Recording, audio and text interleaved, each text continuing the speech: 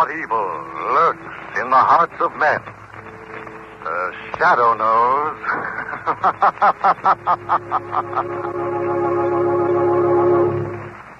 Once again, the Mutual Network brings you the thrilling adventures of the Shadow, the hard and relentless fight of one man against the forces of evil. These dramatizations are designed to demonstrate forcibly to old and young alike that crime does not pay. Inflation can work the same way in peace that it did in war. Prices rise when goods are scarce and people have money. Instead of making your dollars shrink by spending them needlessly when prices are high, why not make them grow with interest by investing in United States savings bonds? Here's the way it works. $75 invested now each month in U.S. savings E-bonds will in 10 years turn into an income of $100 each month for as long a period as you bought the bonds. It's as simple and as sure as that, and easiest when you use the payroll savings plan. Without missing a dollar, you'll be amazed how savings grow the E-bond way. $4 for every 3. But now, the Shadow. The Shadow, who aids the forces of law and order, is in reality Lamont Cranston, wealthy young man about town. Years ago in the Orient, Cranston learned a strange and mysterious secret. The hypnotic power to cloud men's minds so they cannot see him. Cranston's friend and companion, the lovely Margot Lane, is the only person who knows to whom the voice of the invisible shadow belongs. Today's drama, Mind Over Murder.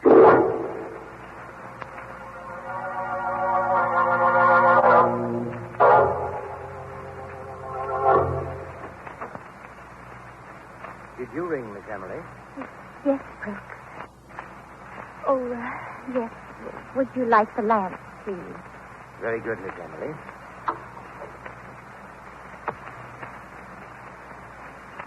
Is there anything else? Oh, I'm so lonely, Brooks. Please sit down.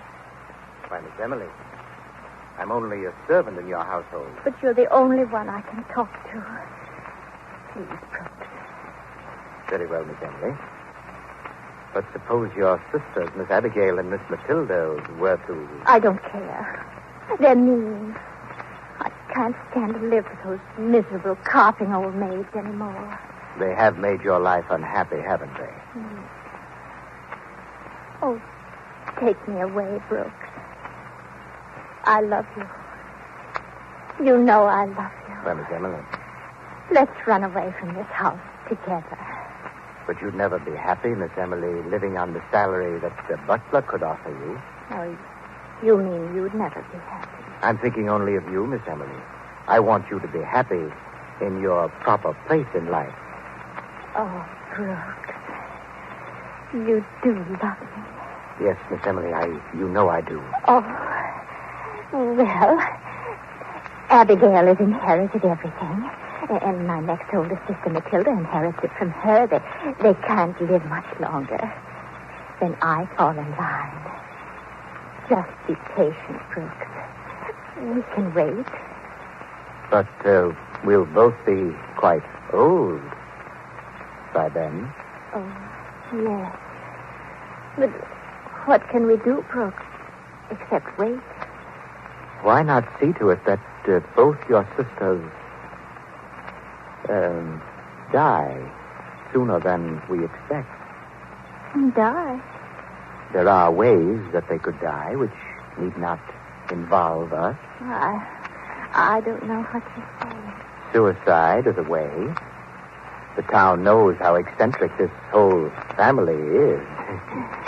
If it looked as though they killed themselves, it could be so easy, Miss Emily.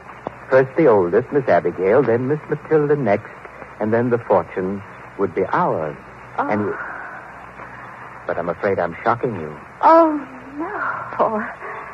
No, Brooks, you're not shocking me. Suicide. Oh, but do you think they really would do it?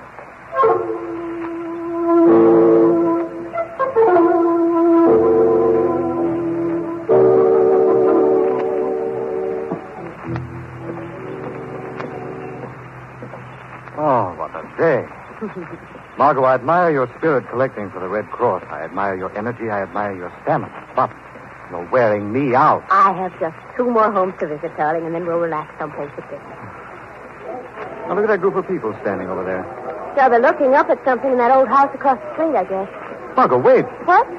Look, there's a woman, an old woman, standing up in that attic window ledge above the street. Oh. She's going to jump. Oh, there's someone behind her. They're going to grab her. I thought I saw someone, too, for a moment. Oh, yes, she is going back in. No, she isn't! Somebody! Oh, Lamont, she did it! She jumped! Maybe not, Margot. Maybe she was pushed.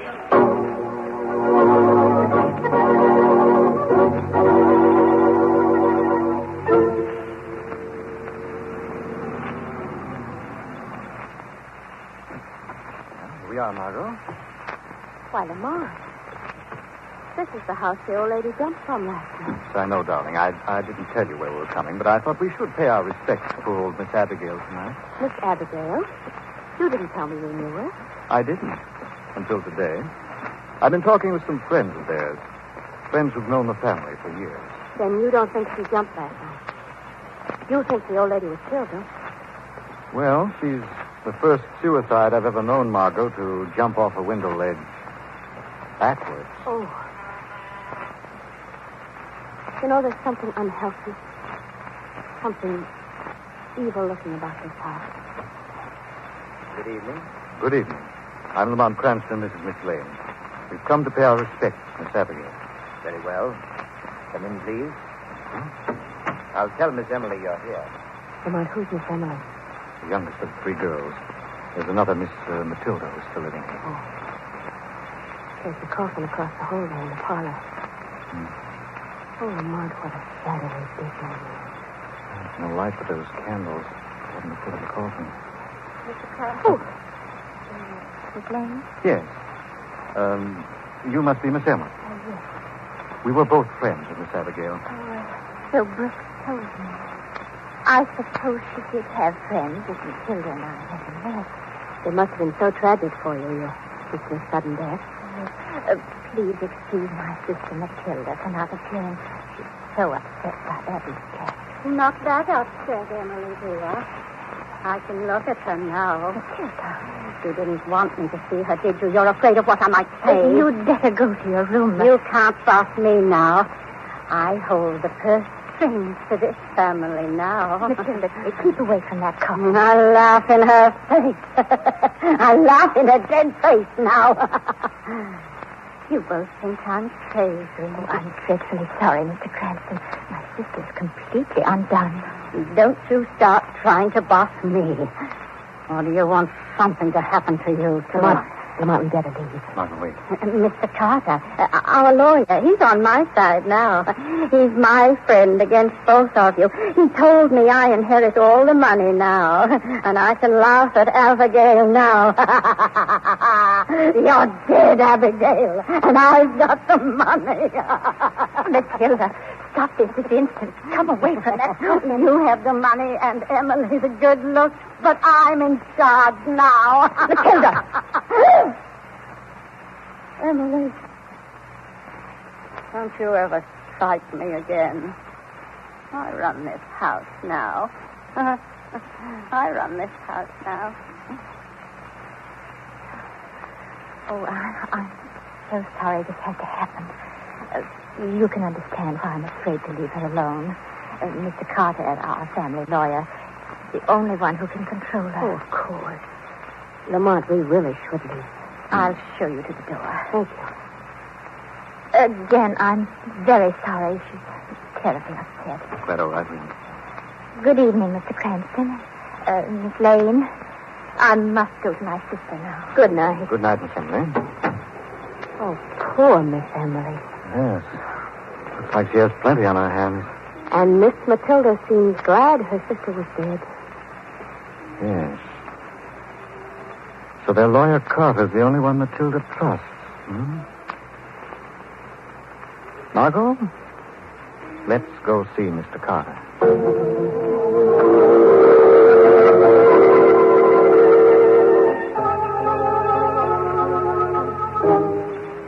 I know this is most unusual, Mr. Carter, but we thought you should know Miss Matilda is quite definitely upset. I know that, Mr. Cranston. Miss Matilda's always been rather odd. But if she's come into all this money, that is, I suppose that is true. That is a family matter, Mr. Cranston. I don't think I'm in a position to say. Well, Mr. Carter, we've only come as friends, and because we think that Miss Emily might be in danger now. There's really nothing I can tell you. Now, if you'll excuse me. Certainly. We are sorry to have bothered you, Mr. Carter. Bye. Darling, that was a brush-off. I was right, Margot.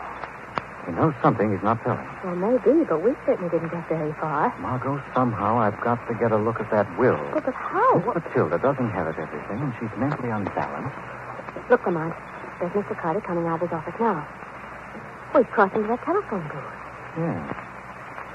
It's funny, he wouldn't use his own office telephone. He didn't want to take a chance on being overheard, obviously. I'm going over to that booth. Wait here, darling. I'll be right back. Yes, but Lamont will see you. Not the shadow, he won't. Well, Janet, I'm sure I have a nickel machine. Now, here it is. A, C, 4, 7, 2, 3. AC. Ackroy, 4723. Hello? This is Mr. Carter. Well, matters must be arranged tonight. We can't wait any longer. Yes. Yes, I'll be there right away.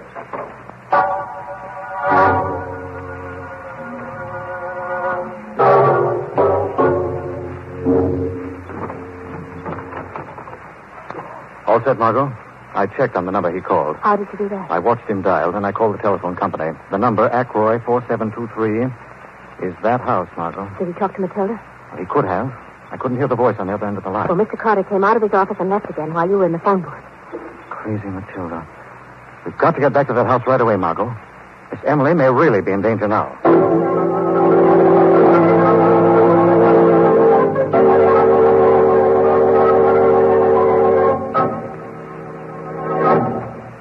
Who's that? It's Emily, Matilda, dear. Oh, what's Brooks doing with you? Don't get excited, Miss Matilda. We both know that you're upset.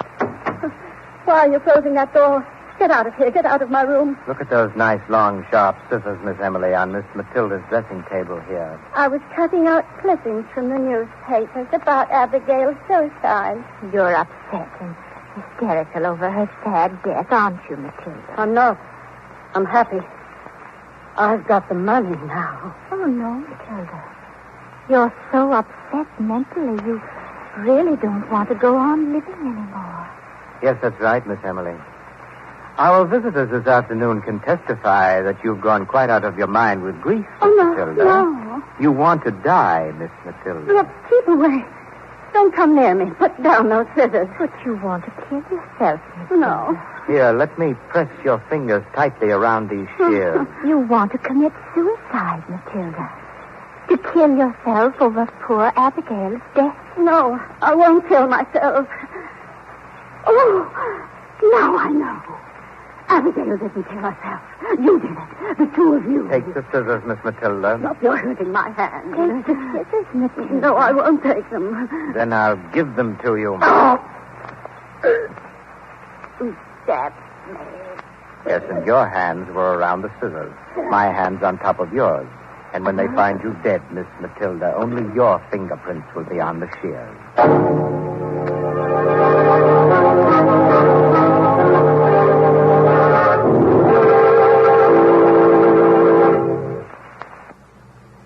For the men now overseas, the warmth and hospitality of the Red Cross Recreation Club is the one bright spot in their arduous task yet to be completed. The Red Cross Club is G.I. Joe's home away from home, and wherever he sees the sign of the Red Cross, he knows that America isn't really thousands of miles away. So give as generously as you can to help your Red Cross fight this battle against loneliness, as well as all its other conflicts with disaster. Now again, the Shadow.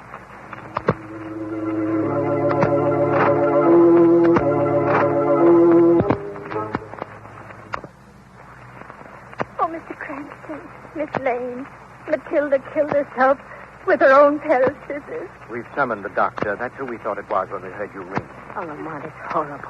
Where were you, Miss Emily, when this happened? We were downstairs. I was serving tea. Miss Emily asked Miss Matilda to join her, but she refused. Miss Matilda's been acting rather peculiarly lately. I see. Miss Emily, where is your lawyer, Mr. Carter? I just tried to phone him, Mr. Cranston, but he's gone out. He hasn't been here? No, he hasn't been here. Of course, he has his own key, and he comes and goes as he chooses. Miss Emily. What's wrong with that? He's known us for years. Someone just came in downstairs. Perhaps that's Mr. Carter now. Wait here. I'll go out in the hall and see who it is. Mr. Carter? Oh, Mr. Cranston, you here? Something's happened. What's wrong? There's been another death in the family, Mr. Carter. Another sister has just killed herself. Miss Matilda. How horrible. I was afraid of that. I must go to her. Mr. Carter, it's Matilda. She's killed herself, too. Oh, Emily, darling, how terrible, how horrible for you. Oh, thank goodness you're here. Oh, what a comfort having you here when they both died so tragically. Now, don't worry, Emily. I'll take care of everything. I'll handle everything. We've summoned the doctor, Mr. Carter. Well, I'd better go back to the office and make arrangements for the funeral and everything. Oh, not now, Mr. Carter. Not yet, please. I'll be please. back, Miss Emily. Oh. I must go back now. All these details. Well, they just can't wait. I'm afraid we'd better leave too now, Miss Emily. If there's anything we can do, just... Oh, you're very kind, Mr. Cranston. No, there's nothing right now. Come then, Margot. We'd better be going now. We have some business, too, that can't wait. Lamont, you're going in to see Mr. Carter now, aren't you? Yes, Margot. He'll be alone in his office now at this time of night. Well, what is it? What do you suspect? Carter has plenty to tell, darling, and right now the Shadow's going to find out just what he's hiding and how much he knows.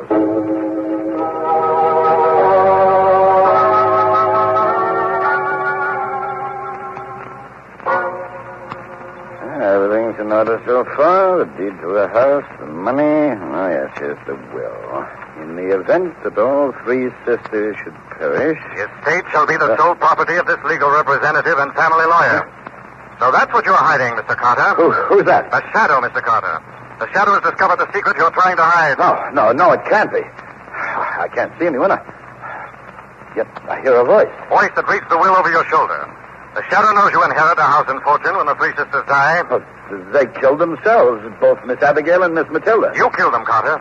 As you plan to kill Miss Emily next. No, let me out. Let me out of here. You listen to my voice, or I have to pin you to the wall. Let me go. Something holding me. You killed those two sisters to inherit their money. You were in the house when Miss Abigail was pushed from that ledge. You were in that house earlier tonight and returned playing innocent after killing Miss Matilda with her own pair of shears. That's a lie. You knew she was dead when you came into that house. You named her instead of Miss Emily before you knew which was dead. You aren't real. You can't be. How do you know those things? There's more proof Miss Matilda didn't kill herself tonight. She did. Poor, frail little Miss Matilda couldn't have driven those crude shears so deeply into her breast alone. You do know. Who are you? The Shadow. Yes, the Shadow knows. And you'll hang. No, I'll tell you. I didn't do it. I didn't kill those two sisters. Brooks killed them, not I. Brooks killed them both. Yet you, not Brooks' name next in that will. I promised to share with him when all three were out of the way. And Miss Emily is next. Yes, Miss Emily is next. The next on the list. Shadow goes to Miss Emily now. But first I'm going to see you go to the police and give yourself up. And then Brooks will be next.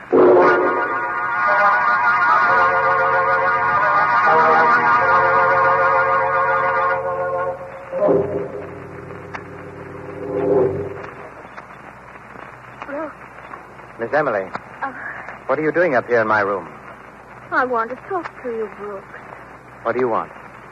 We can be married now. We've got the money, and both my sisters are gone. When will we be married, Brooks? We're not getting married, Miss Emily. What are you saying? You've been a fool. You said you loved me. I loathe you, Miss Emily. Oh, no. You're all I want. I've nothing to live for if you leave me now. I can't go on like this, all alone. There is a way out. Only one way out now for you. What? One way out? The way your sisters chose. They're at peace now. No. Oh, it needn't be in agony with heavy, crude scissors cutting deep into your flesh. It needn't be a screaming nightmare looking down, watching the pavement rise up to smash your body and face. No, I couldn't. It could be so quick and easy, Miss Emily. Oh. What's that in your hand? That is an old-fashioned straight razor. Look at that blade, cold and bright. 2 sharp, clean cuts across the wrist. And you have no memories to face. No more years of loneliness in this house. Alone. Cross my wrist? Yes. Just run your finger across that sharp blade. Yes. So you see, you've cut yourself. Your finger's bleeding. I didn't even feel a thing. No, it could be as easy as that. Doesn't take courage when one has no other choice. No other choice. No other choice, Miss Emily. I'm going now. Shall I leave the razor with you? Miss Emily, you want the razor? Yes, Brooks. I'll take the razor. Will that be all, Miss Emily? No. No, that's not all, Brooks. I have the razor now. And I'm going to slit your throat. You devil! I'll slit your throat. You can't leave me. Got your hands. You can't harm me now. You thought you could talk me into killing myself. You'd like that, wouldn't you? All you want is the money. Yes, you fool, and I'm going to get it if I have to No. kill you myself. They'll never find your body. You're coming down into the cellar with me. The cellar? Yes, the furnace. There's a roaring fire burning down there. No, Bruce. No. One blow will do the trick. That did it, Miss Emily. Now I'll carry you down to the basement and the furnace.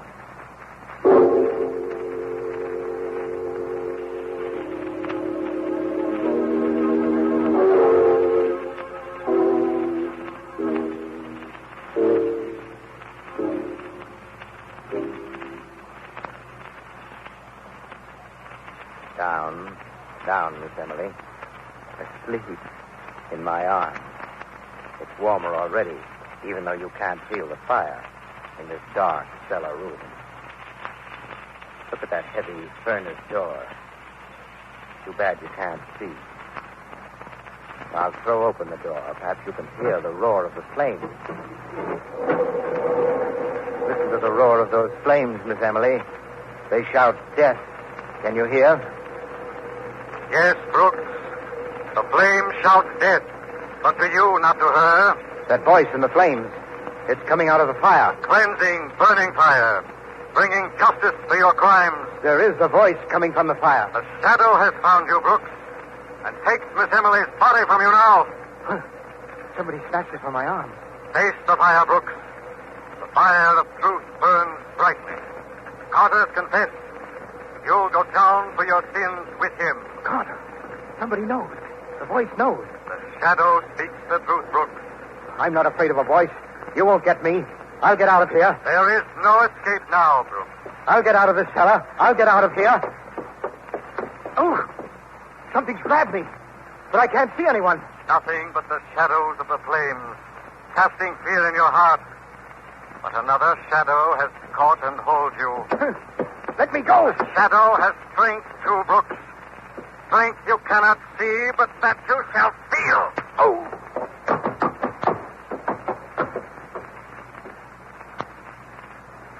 Your body will rest there on the cellar floor, beside Miss Emily in the firelight, until the police arrive. The shadow will see that justice is done.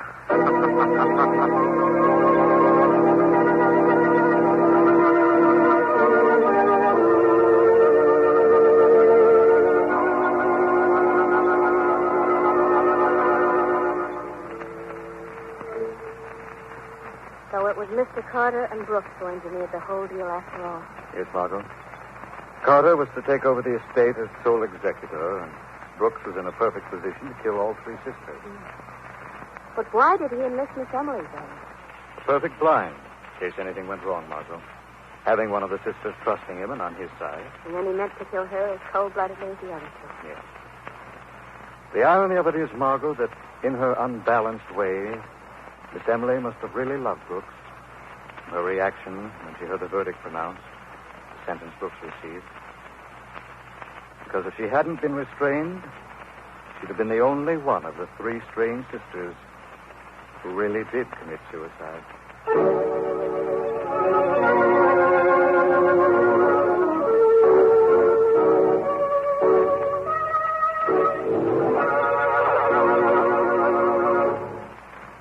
Are you interested in engineering, electronics, ship design, travel, and a steady job? If you are a young man between the ages of 17 and 22, you may qualify for a 4-year college education and a career of public service in the United States Coast Guard. This oldest branch of the seagoing services maintains an academy at New London, Connecticut, for the professional training of its future officers. Applicants selected for the Coast Guard Academy by nationwide examinations begin their training each year late in July. Applications for this year's convening class must be postmarked not later than April 1st, and entrance examinations are held on May 8th.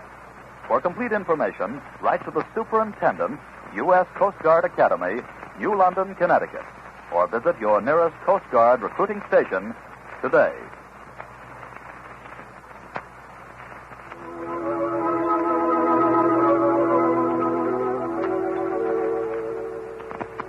This story is copyrighted by Street and Smith Publications, Incorporated.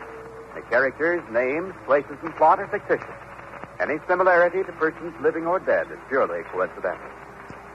Again, next week, the Shadow will demonstrate that The weed of crime bears bitter fruit. Crime does not pay. The Shadow knows.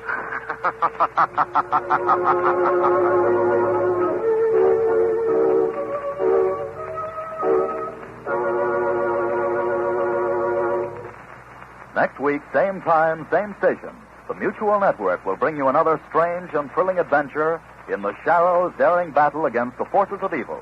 Be sure to listen. Remember, give to the Red Cross for its wide and diversified program of service to humanity. This is the Mutual Don Lee Broadcasting System. To humanity. This is the Mutual Don Lee Broadcasting System.